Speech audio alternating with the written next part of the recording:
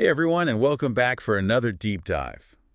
Today we're going to be talking about something that is absolutely essential for your success when sourcing, especially in a really dynamic market like Vietnam. We're talking about the product specification sheet. Oh, yeah. You know, you wouldn't hop in the car and start driving without a map, would you? Definitely not. You need to know where you're going Right. and how to get there. And in the world of sourcing, your product spec sheet is basically your roadmap, right? It's the foundation for clear communication. Okay. And it makes sure that everybody that's involved, your suppliers, manufacturers, are all on the same page. Right from the very beginning. Yeah, right from the get-go. Okay, I'm intrigued. But before we get into the specifics, like hit the road on this roadmap. Uh-huh. Can you just give us a quick overview? Like what exactly ISS a product spec sheet? Yeah. And why is it so essential? It's essentially a document that outlines every single aspect of your product. Okay. And it leaves no room for ambiguity. So you're going to have your dimensions, your materials, colors, quality standards. Everything needs to be crystal clear. Yeah. And this is especially crucial when you're working with suppliers in Vietnam, Oh, wait. where language barriers and different cultural norms can sometimes lead to those lost in translation moments. What, those details that are so important. Exactly. But creating a document that detailed Yeah. seems very time consuming, I understand. especially for a smaller business just starting out. Sure, but the time that you invest up front Yeah. is going to be way less than all the headaches you're going to deal with later. Right. The problems that could come up. Exactly. So imagine a company trying to source those trendy bamboo yoga pants we see everywhere these days, Okay. and their spec sheet just says soft, breathable fabric, but it doesn't specify the exact material composition. Okay. So the supplier, assuming it's cotton, starts production, Uh-huh. and then weeks later, the company gets a shipment of cotton yoga pants, not bamboo. Wow, so they're stuck with all this inventory. Yeah. Now they're stuck with all this unusable inventory, a major delay, Huge problems. huge problems, all because of a vague description. Okay. I'm convinced clarity is key. Yes. So let's dive into those essential elements Okay. of a rock-solid product spec sheet. Right. What's the first stop on our roadmap? The first crucial element is going to be the product description and overview. Okay. This is where you paint a clear picture of your product, highlighting its key features, its intended use, target audience. Yes, so you really want to make sure you're going in depth on that. Yes, be very specific. Avoid using technical jargon and use simple language that anyone can understand. That makes total sense. Right. But even with the clearest description, wouldn't a picture be worth 1,000 words? Absolutely. Including pictures or diagrams can be incredibly helpful, especially for complex products. Okay. But even images need context, right? Yeah. So, for example, say a fashion brand wants to source a specific shade of red for their new handbag line. They include a picture in the spec sheet, but different computer monitors display colors differently, right? Right. So the supplier might interpret that red as more of a crimson, while the brand had a vibrant scarlet in mind. Yeah, that could be a big problem. Yeah, so that's where those standardized color references, like Pantone codes, Yeah. really come in handy. That- Think of them as the color equivalent of a fingerprint. That's a great way to think about it. Yeah, a unique identifier that ensures everyone is seeing the exact same shade. That's a really practical tip. I hadn't even thought of it that way before. Now, let's talk about something that seems simple, but can cause major logistical headaches. Dimensions and weight. Yes, super important. You know, getting these wrong can have a huge impact on your entire supply chain, right? Oh, yeah. Everything from shipping costs to packaging requirements. Absolutely. So let's say you're sourcing phone cases for a new smartphone model. Okay. If the dimensions on your spec sheet are off, even by just a little bit, Even a millimeter. the cases won't fit. Exactly. They're useless. Yeah, it would be a huge problem. And on a larger scale, imagine miscalculating the weight of a shipment. Yeah. This could mean overloaded shipping containers, Yeah. unexpected storage fees, Oh, all these delays in getting your product to market. definitely. Yeah, big problems. Yeah. Okay, I'm starting to see how even the smallest details Right. can have this ripple effect Exactly. and cause all these huge problems. What's next? What else is important to include on our spec sheet? Materials and components. Okay. This section is going to dive into the heart of your product. Mm-hmm. It's not enough to just list the materials. Right. You need to specify any required certifications or standards. Okay, so if I'm sourcing, let's say, kitchen knives, Mm-hmm. I would need to specify the type of steel, And any safety certifications. Absolutely. Think about a company that's sourcing children's toys. Yeah. They need to ensure those toys are free from any harmful chemicals Right. and meet very stringent safety standards like ASTM F963 or EN71. And by specifying those certifications in their spec sheet, they can ensure that those products are safe for kids Yeah. and compliant with any international regulations. So it protects them legally as well. Exactly. Protects them from any potential legal issues down the line. That's a great point. It's not just about the product itself, but also the legal and safety implications. Right. Now, let's move on to something that's particularly interesting, especially for, visually driven products. Okay. Color and finish. Yeah, because aesthetics matter. Of course. This section is going to ensure that your product looks exactly how you envision it. Okay. We've already talked about using Pantone codes Right. for consistent colors, but you also need to be precise about the finish. Right. Whether it's matte or gloss or Exactly. okay. Whether it's matte, glossy, textured, Right. or something else entirely. Yeah, those details really matter. They do. Imagine a company sourcing high-end furniture, Yes. and they want a specific distressed wood finish for their coffee tables. Without clear specs and reference images, Yeah. the supplier might interpret distressed very differently. Right. One person's distressed is another person's destroyed. Exactly.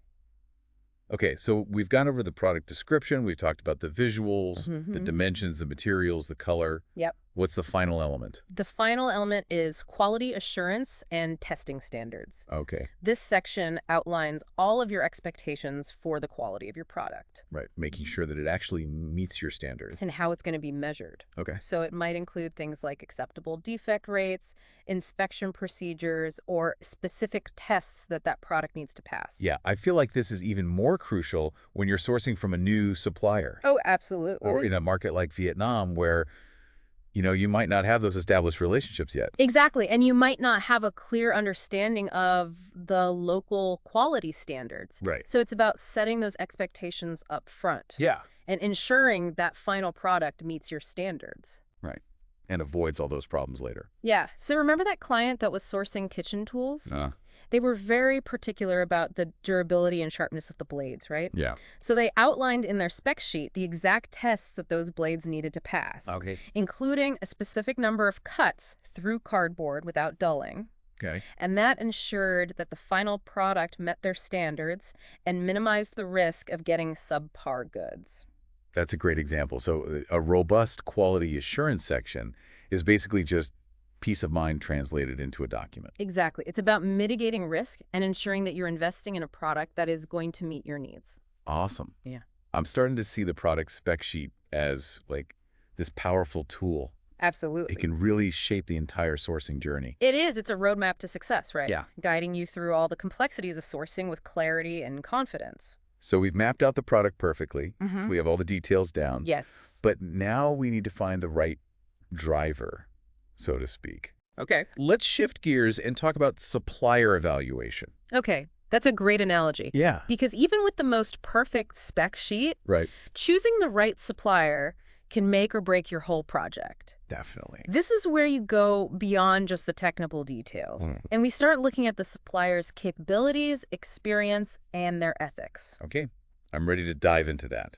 But first, let's take a quick break. That's good. And we'll come back and explore that world of supplier evaluation. All right. All right, so we've got our roadmap, that super detailed product spec sheet. Yes. But now we need to find the right driver, the right supplier to bring this whole vision to life. Exactly. Where do we even begin? Well, think of it like you're choosing a tour guide for a trip to Vietnam. Okay. You wouldn't just pick the first one you see. Right, you'd want someone with experience. Yeah, you want to do your research, Yeah. read reviews, and make sure they're experienced. Right, and make sure they know the country. So how do we apply that to finding a supplier? It starts with really thorough research and due diligence. Okay. You need to identify potential suppliers, evaluate their capabilities, and assess their alignment with your values. Okay, so let's break all that down. Okay. How do we even go about, identifying potential suppliers in Vietnam? There's a couple of different avenues you can explore. Oh, yeah. Online directories like Alibaba or global sources. Okay. Yeah, those are good. Those are a good starting point. Yeah. And then industry trade shows, Oh, yeah. both in Vietnam and internationally. Right. Get out there and meet people. Yeah, those Yeah. can be good opportunities to meet suppliers face to face. Yeah. And then don't underestimate the power of your network, right? Yeah. Reaching out to your industry contacts can give you valuable recommendations. So it's really a mix of online research, Yes. attending those events, Yep. and then tapping into our network. Exactly. Once we've got that list of potential suppliers, then how do we evaluate? So this is where your product spec sheet is going to shine. Okay. Share it with those potential suppliers and see how they respond. Okay. Do they have experience manufacturing similar products? Right. Can they meet your volume requirements? Your deadlines. Your deadlines. Does the quote align with your budget? Those are all really important things to consider. Yeah, those are all critical factors. But beyond just the practical stuff, Right. how do we get into those ethics? That's a really crucial question, Yeah. especially when you're sourcing from Vietnam, Yeah. where labor practices and factory conditions can be questionable? right. So transparency is key. Okay. Don't hesitate to ask about social responsibility policies, their commitment to fair wages, safe working conditions, environmental sustainability. So we're really looking for those suppliers who are not just capable, Right. but ethical Yes. and transparent in Yeah. their operations. Uh-huh. What are some red flags we should watch out for? So vague answers, evasive answers, definitely a red flag. Okay. Unwillingness to share information about their factory. Okay. That's another warning sign. Got it. And also be wary of prices that seem too good to be true, Right. because that could indicate that maybe they're cutting corners. Right. Either quality or ethics. Exactly. Okay. So let's imagine we've got our list narrowed down. Okay. We've got a couple promising suppliers. Right. What's next? So this is where you move from the virtual world Uh-huh. to the real world, Okay. and you actually go visit their factory. Right. Go see it in person? Yep. This allows you to actually see their operations, Uh-huh. assess their facilities, get a feel for the company culture. I feel like that would give you so many insights Absolutely. that you just can't get over email. Yeah, for sure. But what if someone can't visit the factory? Okay. Maybe they're a smaller company with a smaller budget. If you can't visit, consider hiring a third-party auditor. Okay. They can do an independent assessment. Okay, so it's like having someone on the ground there. Exactly. Awesome. So we've done all this research. We feel confident. Okay. What happens next? This is where we move into the negotiation phase. Right. This is where you finalize the terms of the agreement. Pricing, payment terms. Exactly. Pricing, payment terms, production timelines, all of that. Right. And of course, our product spec sheet is like the guiding document It's your Bible. for this whole process. It is. So it's making sure everyone's on the same page about those specifications, the quality standards, Absolutely. and all the timelines. Exactly. And it helps you avoid any of those he said, she said situations. Yeah, so no miscommunications. Right. It's all about setting clear expectations Yeah. from the very beginning Exactly. and then hopefully avoiding all those problems. Right. So you've signed on the dotted line, Uh-huh. but your sourcing journey isn't over yet. Oh, no, of course not. We're moving into production monitoring Right. and quality control. Because we need to make sure what they're making over in Vietnam Right. matches our spec sheet. Exactly. So Yeah. how do we monitor that from afar? Yeah, that's a great question. Communication is essential. Yep. Establish clear channels for getting those updates and giving feedback. Okay, so things like weekly calls. Weekly calls, progress reports, Yep. some sort of project management platform, Yeah. and don't hesitate to ask for samples. Oh, yeah, so you can see it. At different stages. Right, you want to be involved in the whole process. Exactly. You don't just want to assume it's all going to work out. Yeah, of course not. Are there any other strategies for that production monitoring? If your budget allows, Yeah. send someone to Vietnam to actually do an inspection Okay. that allows for real-time problem solving. Right, so you can catch problems early. Right, then and there. Okay, so we've covered everything from finding those suppliers, negotiating, and then monitoring that production. Exactly. What would you say is the key takeaway for our listeners? I want listeners to understand that sourcing effectively from a market like Vietnam is a journey. It's not a sprint. It's not a sprint. It takes time and planning. Yeah. You need thorough research and clear communication every step of the way. And I think that's something that's so important to remember. Absolutely. So it sounds like sourcing from Vietnam is really about building those strong relationships. It is. That clear communication and a very meticulous approach to quality control. Yeah. It's definitely not as easy as just going online and clicking buy. It is not. It's really about treating your suppliers as partners, Okay. fostering that open communication, Yeah. and working together. So for anyone listening who's maybe ready to start sourcing from Vietnam, What's one piece of advice you'd give them? Don't rush into things. Okay. Take your time. Yeah. Prepare. Okay. Invest the time up front to create that spec sheet. Right. Conduct all that supplier research. Okay. And clearly define your quality standards. It's all about preparation. Yeah. It is. It's like laying a strong foundation. Right, before you even start building. Exactly. And you don't have to go through this alone. You don't. There are so many resources out there. There are. Online forums, publications, sourcing agents, Yeah. consulting firms. All kinds of resources. We also have tons of deep dives here, We do. covering all different aspects of sourcing. Yep, we've got you covered. And don't forget our supplier request for information form. That's a good one. That can really help you streamline that search. Yeah. And if you want even more personalized help, Uh-huh. we offer free consultations with our team of experts. We do. We're here to help. We can answer your questions, give you advice, Yeah.